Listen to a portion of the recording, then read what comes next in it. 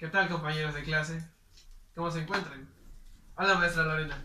El día de hoy vamos a platicarle a usted y a todos los compañeros qué es un proceso termoquímico.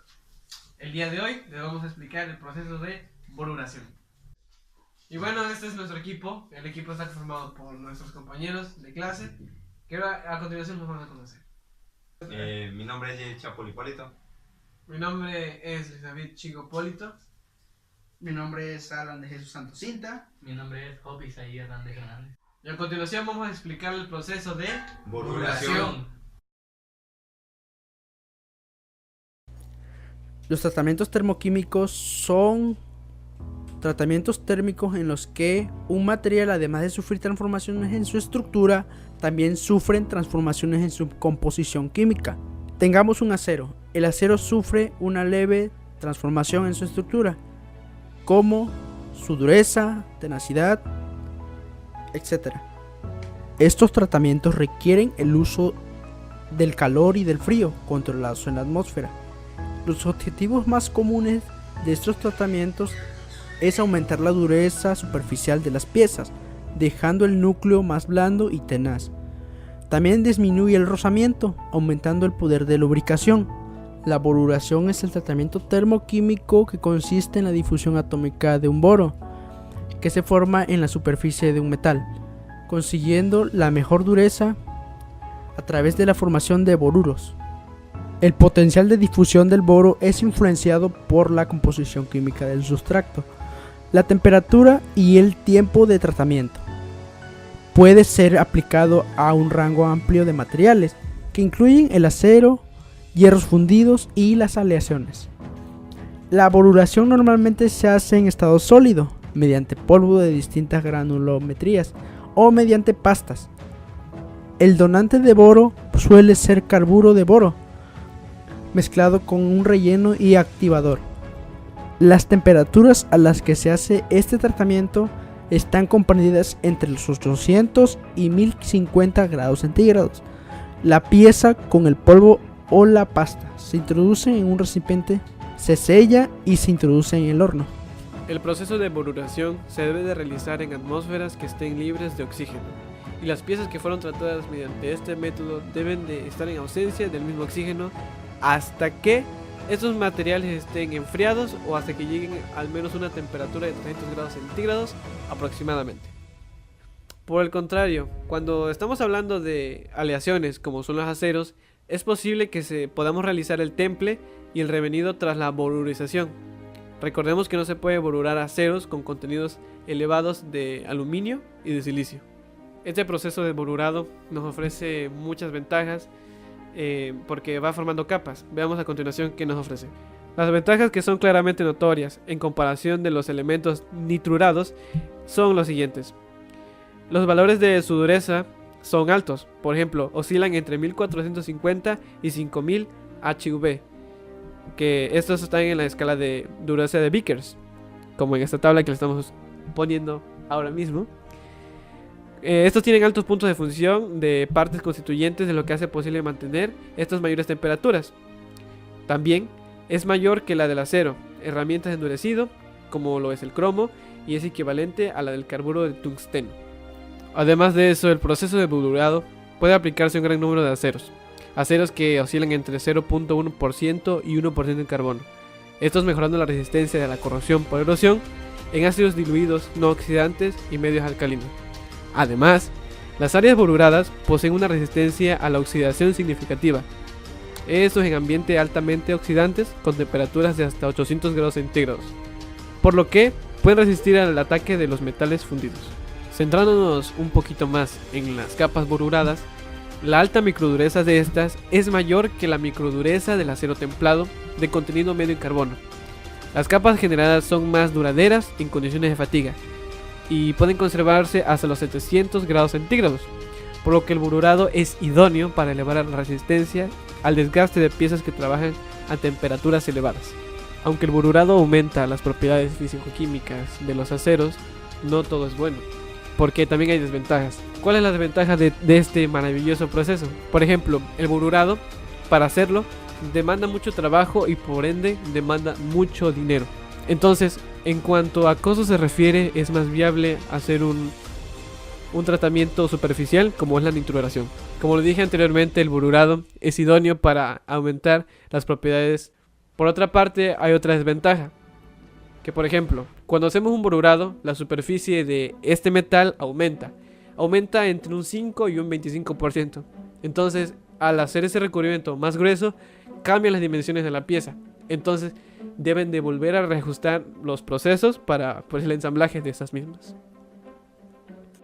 El borurado puede ser aplicado en un amplio rango de materiales y utilizado para muchísimas aplicaciones. Entre ellas son aplicaciones industriales, por ejemplo, para elaborar ejes, engranajes y diversos elementos de maquinaria. También para utilizar pernos y discos abrasivos. En industria automotriz para hacer pistones, cojines y guías, y bujes y herramientas para estampado. Esa por parte de también industrial. Características de los boruros de hierro. La estructura de un boruro está determinada por el tamaño relativo de un átomo de boruro y el metal con el cual se difunde, así como la tendencia a combinarse con ella. El boro es altamente soluble ante los materiales que tienen un pequeño átomo.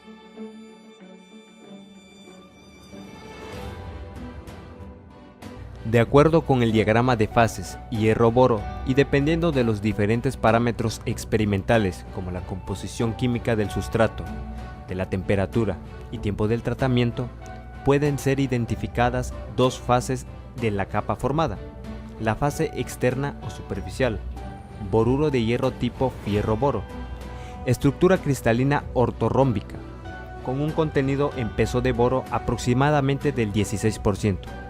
Y una fase interna, boruro de hierro tipo fierro 2 boro, con una estructura cristalina tetragonal y un porcentaje en boro de aproximadamente 9%. Los boruros de hierro son propensos a generar alta porosidad a elevadas temperaturas de tratamiento.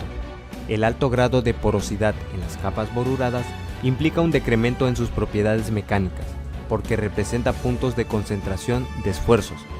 En la siguiente tabla se presentan algunas de las propiedades químicas y mecánicas de los boruros de hierro. Tipos de capas boruradas. Kunz y Staver desarrollaron un sistema de evaluación de capas boruradas, formada en la superficie de materiales ferrosos, por lo cual desarrollaron un sistema de las posibles capas dependiendo de su composición y le asignaron una letra a cada grupo para asignarlo. Los tipos de capa se caracterizan de la siguiente forma. Tipo A: capa única, exclusivamente formada por fierro-boro. B: capa de dos fases, fierro 2, boro y fierro-boro, capa completa. C: capa de dos fases, en este caso la capa fierro-boro es más delgada que la capa de dos fases, fierro 2 boro y fierro-boro. D: capa de dos fases, pero solo fierro-boro aislada y columnar. E: única capa, exclusivamente fierro 2 boro, columnar más marcada. F: única capa, fase exclusivamente fierro 2 boro, columnar no tan marcada. G: capa columnar individual de fierro 2 boro. H: capa columnar de fierro 2 boro más aislada. I: zona de difusión. K: capa degenerada. L: capa de dos fases fierro boro y fierro 2 boro, uniformemente establecida sin formación columnar.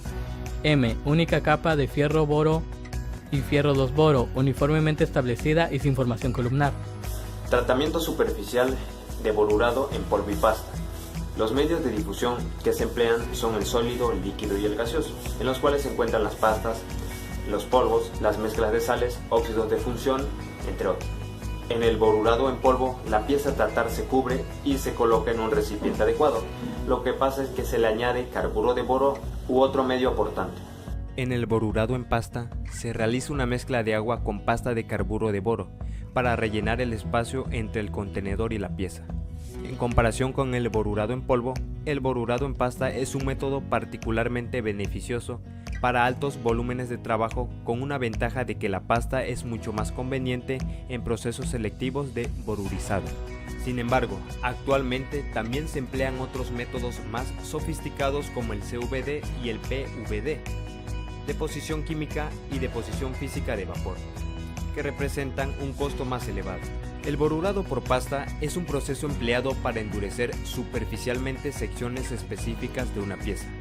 La pasta consiste en una mezcla de carburo de boro con poco más de la cuarta parte de peso en boro, 76%, y con activadores. El rango de temperaturas para llevar a cabo el tratamiento se encuentra entre los 850 y los 1050 grados centígrados. Si se exceden estos límites, se produce una fusión de los elementos aliantes en la superficie del material, particularmente en aceros de alta aleación. El método de borurado en polvo es la técnica más ampliamente favorecida, debido a sus simplicidades y su economía. Consiste en introducir la pieza a borurar en una caja de acero resistente al calor, sellada, que en su interior contenga una mezcla de sales en polvo, un agente borurante y un activador.